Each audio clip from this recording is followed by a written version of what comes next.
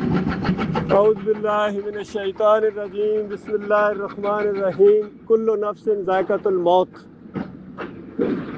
میرے پیارے بھائیوں، بہت ہی پیارے بھائیوں، عزت مند لوگوں، آپ کے سامنے یاد دہانی کے طور پر آپ کے رب کی بات یاد دلانے آیا ہوں کہ آج یہاں بیٹھے ہوئے ہو، ہمیشہ ہم نے یہاں نہیں بیٹھنا۔ ہر انسان نے مرنا ہے، اور مرنے کے بعد مسئلہ ختم نہیں ہو جائے گا، بلکہ اصلی مسئلہ شروع ہو جائے گا۔ اس وقت پتہ چلے گا میں پیدا کیوں کیا گیا تھا، میرا مقصد کیا تھا، اور میں کرتا کیا رہا ہوں۔ اور پھر واپسی نہیں۔ اگر تو دنیا بسر کی ہے اس طریقے سے جس طرح آپ کا رب چاہتا ہے، پھر تو خوشیوں کا ایک دور شروع ہو جائے گا۔ مرنے کے ساتھ جنت کی بادشاہی کا تاج پہنایا جائے گا۔ اور یہ میری بات نہیں ہے، یہ اللہ کے آخری رسول محمد صلی اللہ علیہ وآلہ وسلم کی بات ہے۔ آج سے 1500 سال پہلے مکہ کے اسی چھوٹے سے گاؤں کے اندر یہ بات پیش کی گئی تھی کہ لوگوں، قولوا لا الہ الا اللہ تفلحوا، اے لوگوں کہو اللہ کے علاوہ کوئی معبود نہیں ہے، کامیاب ہو جاؤ گے۔ وَتَخْلَعُونَ مَا تَعْبُدُونَ مِن دُونِي، اور اس کے علاوہ جس کی بندگی کرتے ہو اس سے کنارہ کش اختیار کر۔ جو باپ دادا کرتے آئے اللہ کے علاوہ، اس سے بچ جاؤ۔ اور یہ بات مانو گے تو عرب کہ تم یہاں بھی چھوٹے سے سردار ہے، پورا عرب تمہارے نیچے آ جائے گا۔ اور غیر عرب جو ہے، عرب کے علاوہ جس کو اجمی کہتے ہیں، وہ سارے تمہارے انڈر آ جائیں گے۔ وَإِذَا مُتُّمْ، جب تم مرو گے، كُنتُم مُلُوكًا فِي الْجَنَّةِ، تم جنت میں بادشاہ بنا دیے جاؤ گے۔ بتاؤ اللہ کے بندو، اتنی بڑی بات پیش کی جاتی تھی کہ دیکھو یہ ایک بات مان لو، تو اس کے جواب میں کسی ایک سردار نے ایک دفعہ یہ کہہ دیا کہ اے محمد صلی اللہ علیہ وسلم بن عبداللہ، تم ایک بات ماننے کے لیے کہتے ہو کہ ایک بات ماننے کی وجہ سے پورے عرب کی سرداری ہمیں ملے گی، اور جتنا غیر عرب ہے وہ بھی ہمارے اندر آ جائے گا، اور مرنے کے بعد جنت کی بادشاہی بھی مل جائے گی۔ تم ایک بات کہہ رہے ہو، اس بات کے لیے تو میں تمہاری 10 باتیں ماننے کے لیے تیار ہوں۔ یہ بڑی بات ہے، 10 باتیں بھی مانو تب بھی کوئی مسئلہ نہیں ہے۔ تو نبی علیہ السلام نے کہا چچا 10 کو چھوڑو، ایک ہی مان لو، اور وہ ایک یہ ہے، کہو لا الہ الا اللہ، اللہ کے علاوہ کوئی معبود نہیں ہے۔ تو اس پر ماتھے پر پھر بل پڑے سرداروں کے اور کہنے لگے پھر وہی بات، کیونکہ یہ بات وہ ہے کہ اب لات منات حبل کی خدائیاں نہیں رہیں گی۔ یہ 360 جو رکھے ہوئے ہیں، جس میں ابراہیم علیہ السلام کی مورتی ہے، لات منات حبل کی مورتیاں ہیں، اسماعیل علیہ السلام کو پکارا جا رہا ہے، پیغمبروں کو پکارا جا رہا ہے مدد کے لیے، ان کی چھٹی ہو جائے گی، اور صرف ایک اوپر آسمان والے کو پکارا جائے گا۔ آج ہمارے کئی دفعہ ہندو لوگوں سے جب بات ہوتی ہے تو وہ بھی باتوں باتوں میں کہتے ہیں اوپر والا، اوپر والا کہتے ہیں یا نہیں کہتے؟ تو میں ان کو کہتا ہوں اوپر والا، پھر اوپر والے پر رہو نا، تو پھر نیچے کیوں رکھی ہوئی ہیں مورتیاں؟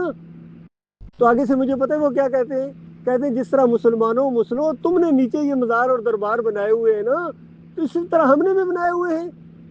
تو اگر ہم نے یہ نیچے والے نہ بنائے ہوتے تو ہندو کیوں ہمیں یہ بات کہتا؟ کیونکہ ہم نے بنائے ہوئے ہیں، ہم مسلمانوں نے بنائے ہوئے، اب کسی اور کو کیا کہا جائے؟ ان کے عرس ہوتے ہیں، ان کے میلے ہوتے ہیں، وہاں ڈالیاں چڑھائی جاتی ہیں، پنڈارے بانٹے جاتے ہیں، ناچ گانا ہوتا ہے، قوالیاں ہوتی ہیں۔ بتاؤ کسی مزار کو دیکھنے کے بعد، عرس کو دیکھنے کے بعد ذرا غور کرنا کہ کیا اللہ کے رسول یہ بتانے آئے تھے یا انہی چیزوں کو منع کرنے آئے تھے؟ میرے پیارے بھائیوں، میں صاف بات آپ کو، کیونکہ نہ میں نے آپ سے ووٹیں لینی ہے، نہ میرا کوئی آپ سے اور کوئی مفاد ہے، سوائے اس کی کہ میں گھر سے جب نکلا ہوں آپ لوگوں کی نیت کے لیے نکلا ہوں۔ میں اکثر یہاں سے گزرتا رہتا ہوں، موقع نہیں ملتا کئی دفعہ، خالص آپ لوگوں کی نیت کے لیے میں اپنے گھر سے نکلا ہوں کہ میں اپنے پیارے بھائیوں کو جا کے یہ بات بتاؤں جو قرآن اور حدیث کا نچوڑ میں نے نکالا ہے کہ آج مسلمانوں کو پوری دنیا میں جو ذلت اور خواری، یہ یہودی ان کو مارتا ہے، پوری دنیا کے حالات آپ کے سامنے ہیں، خبریں سنتے ہو، میزائلوں کی بارش ہوتی ہے ان کے اوپر، چھپتے پھرتے ہیں، آج اتنے مار دیے، آج اتنے مار دیے، آج یہ علاقہ ان سے لے لیا ہے۔ تو یہ کس وجہ سے ہے کہ تم نے اللہ کے ساتھ غداری کی ہے، کلمے کے ساتھ غداری کی ہے۔ نمازیں تو پڑھتے ہو، روزے بھی رکھتے ہو، حج اور عمرے بھی جاری ہیں، تعداد ان کی گنی نہیں جا سکتی، لیکن ساتھ ساتھ شرک بھی کرتے ہو. اور اللہ کی وہ بات پوری آ گئی امت مسلمہ کے اوپر. اللہ فرماتا ہے سورہ یوسف 106 نمبر آیت جا کر پڑھو, فرمایا وما یؤمن اکثرهم باللہ الا وهم مشرکون. اکثریت اس طرح اللہ کو مانتی ہے کہ ساتھ ساتھ شرک بھی کرتے ہیں. تو اس طرح ساتھ ساتھ شرک کر کے ماننا یہ اللہ کو نہ ماننا ہے. اور شرک اللہ کو گالی ہے میری قوم کے لوگوں. اللہ کو گالی دینے کے بعد اگر یہ سمجھتے ہو کہ جنت آپ کے لیے ہے, یہ بہت بڑا فراڈ کیا آپ کے ساتھ کسی نے. اس فراڈیے نے کیا ہے جس نے دین کو پیشہ بنایا ہے. آج یہ نمازیں پڑھانے کے پیسے لیتے ہیں, اذانیں دینے کے پیسے لیتے ہیں, دین فروش ہیں, دیندار نہیں ہے, دکاندار ہیں. یہ تمہیں صحیح بات نہیں بتاتے ہیں. اللہ کے بندو یہ بات مانو گے اپنا بھلا کرو گے. پھر یہ فرقے کے اندر مسلمان بٹ گئے, کوئی بریلوی ہے, کوئی دیوبندی ہے, کوئی اہل حدیث ہے, کوئی سلفی ہے, گنے نہیں جا سکتے ان کے, کوئی چشتی ہے, کوئی قادری ہے.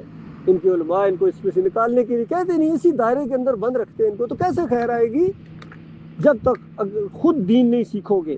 یہ پہلی بات ہے دین کی. اگر یہ بات کوئی نہیں مانتا ہے تو چاہے اس نے پورا قرآن حفظ کر لیا ہے. کتنے حافظ قرآن ہے اللہ کے ساتھ دوسروں کو شریک ٹھہراتے ہیں, بتائیے. یا رسول مدد کے نعرے لگاتے ہیں, یا علی مدد کے نعرے لگاتے ہیں, حافظ قرآن بھی ہیں. ایاک نعبد و ایاک نستعین سے اپنے ہر انٹرویو اور ہر تقریر کا آغاز کرتے ہیں اور پھر گن چھکر جا کے سجدہ ریز ہو جاتے ہیں. اللہ کے بندو یہ مسئلہ ہوا ہے اصل میں ہمارے ساتھ. اگر یہ معاملہ ہو جائے, کسی کی بات سننے میں یہ آ جائے تو یہ وجہ ہے, اس سے توبہ کرو, اس دعوت کو پھیلاؤ. یہ تبلیغ ہے, یہ تبلیغ ہے. تبلیغی جماعت نام رکھنے سے تبلیغی نہیں بن جاتا ہے. اللہ تعالیٰ نے کہا وتواصوا بالحق, حق بات کی تبلیغ کرو. جس علاقے میں جاؤ, جہاں جاؤ, ان کو مزار پرستی سے, پیر پرستی سے, شرک پرستی سے, ملک پرستی, وطن پرستی, اس سے منع کرو ان کو اور اکٹھے ہو جاؤ. اللہ تعالیٰ جب آپ کے ساتھ ہے تو پوری دنیا کا کچھ بال نہیں پھیکا کر سکتی ہے. یہ ایمان تو لاؤ دل کے اندر. اور اگر اللہ آپ کو چھوڑ دے تو پھر کمانڈو دستے بھی اگر آپ کے پاس ہے, ایٹم بم آپ کے پاس ہے, جو کچھ بھی ہے, پوری دنیا کے بڑے بڑے لوگ آپ کو سلام کرتے ہیں, اللہ کی نگاہ میں کچرا ہو. یہ مسئلہ ہے میرے پیارے بھائی. بات اچھی لگے اللہ کا احسان مانے, اور بات اچھی نہ لگے تو پھر بھی میں گزارش کروں گا کہ اپنے گھروں میں جو قرآن رکھا اس کو جا کے پڑھو. الحمدللہ سے لے کر اگر والناس تک آپ کو یہ بات نہ ملی کہ داتا بھی اللہ ہے, دستگیر بھی اللہ ہے, مشکل کشا بھی اللہ ہے, حاجت روا بھی اللہ ہے, جس کو چاہتا ہے بیٹے دیتا ہے, جس کو چاہتا ہے بیٹیاں دیتا ہے, جس کو چاہتا ہے ملی جلی اولاد دیتا ہے, جس کو چاہتا ہے کچھ نہیں دیتا ہے, جس کو چاہتا ہے بادشاہ بناتا ہے, جس سے چاہتا ہے بادشاہی چھین لیتا ہے. ہم تو کہتے ہیں نیچے رجیم چینج ہو گیا, اوپر سے ہوتا ہے. مالک جس کو چاہتا ہے, اللہ کہہ رہا ہے میں جس کو چاہتا ہوں بادشاہ بناتا ہوں, جس کو چاہتا ہوں بادشاہ ایسے چھین لیتا ہوں. وہ پوری کائنات کا مالک ہے. اور یہ دنیا کی زندگی عارضی زندگی ہے میرے بھائیوں. یہ بات مانو گے اللہ جانتا ہے کسی لمحے موت آ سکتی ہے. مرنے کے ساتھ جنت کی بادشاہی کا تاج تمہارے سروں کے اوپر رکھا جائے گا. بڑے بڑے محلات جو زمین سے 60 میل اونچے, 60 میل اونچے اللہ نے جنت میں محلات تیار کر کے رکھے ہوئے ہیں. وہاں آپ کی خوبصورت بیویاں ہوں گی, خوبصورت نوکر چاکر ہوں گے. آج یہاں مٹی کے اوپر بیٹھے ہوئے ہو, سونے اور چاندی کے تختوں کے اوپر جڑے ہوئے ہیرے جواہرات کے تختوں کے اوپر بیٹھو گے میرے بھائی, نظارے کرو گے جنتوں کے, خوشیاں مناؤ گے اپنے دوستوں کے ساتھ, اپنے اہل و عیال کے ساتھ, سارے آپ کے رشتہ دار بھی جو یہ بات مانے وہ آپ کے ساتھ وہاں ہوں گے. اور یہ بات اگر نہ مانے تو سگا باپ بھی جنت میں نہیں جا سکتا ہے. ابراہیم علیہ السلام کا, نبی علیہ السلام کے سگے چچا جنت میں نہیں جا سکتے. نوح علیہ السلام اور لوط علیہ السلام کی بیویاں جنت نہیں جا سکتے. نوح علیہ السلام کا بیٹا سید زیادہ جنت نہیں جا سکتا ہے کیونکہ اللہ کے ساتھ شرک کرنے والا. یہ مسئلہ ہے میرے پیارے بھائی. آپ نے بہت ہی شوق کے ساتھ, توجہ کے ساتھ بات سنی ہے. میں شکر گزار بھی ہوں اور دعا وہ بھی ہوں کہ اللہ تعالیٰ ہمیں ہمارے اندر جو کمی پیشی ہے اس کو بھی اللہ تعالیٰ دور کرے, اور ہماری آخری سانس جب آئے ہم اس دین کے اوپر ہو جو تمام انبیاء کا دین, اور اس ایمان کے اوپر ہو جو اللہ کے آخری رسول محمد صلی اللہ علیہ وآلہ وسلم نے جس کو ایمان کہا, اور ہمارا مالک اللہ جس کو ایمان کہتا ہے, اس ایمان کے اوپر پھر بیڑا پار ہے.